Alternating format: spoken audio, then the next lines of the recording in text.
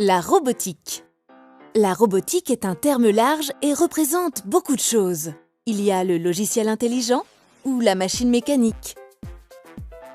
Il y a les humanoïdes, les animats, les explorateurs, les fonctionnels.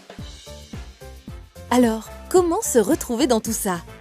Aujourd'hui, la représentation que l'on se fait du robot est en général un dispositif mécatronique, une combinaison à la fois électronique, informatique et mécanique.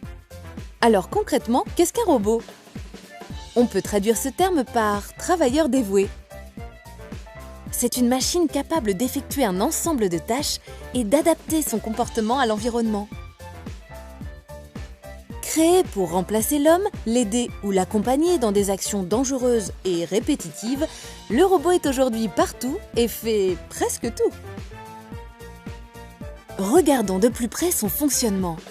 Souvent, le robot est composé de capteurs tels qu'une caméra, un radar ou encore un télémètre.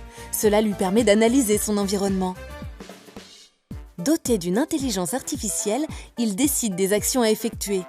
Et c'est équipé d'actionneurs tels que des mains ou des outils qu'il peut agir directement.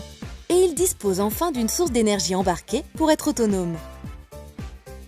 Il peut marcher, être monté sur roue, sur chenille ou encore placé sur un axe ou fixe.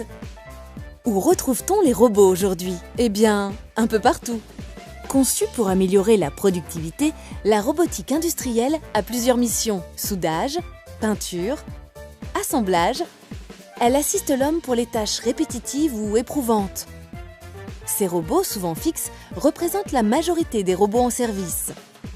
Dans la sécurité, la robotique est importante en termes de reconnaissance, de surveillance et d'intervention pour opérer les tâches dangereuses ou difficiles d'accès pour l'homme. Les robots mobiles jouent le rôle de démineurs ou sont chargés de surveiller les centrales nucléaires. Pour le développement de l'entreprise, la robotique a de multiples avantages. Polyvalente, rentable, fiable, elle réduit les coûts de production et améliore les conditions de santé et de sécurité au travail. Enfin, les robots de service et d'assistance multiplient leur champ de compétences: éducatif, ludique, aide physique ou thérapeutique.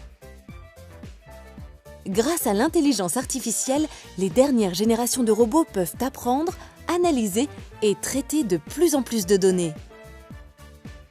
La robotique est déjà bien présente dans notre quotidien. Mais quelle place lui donnera-t-on demain ?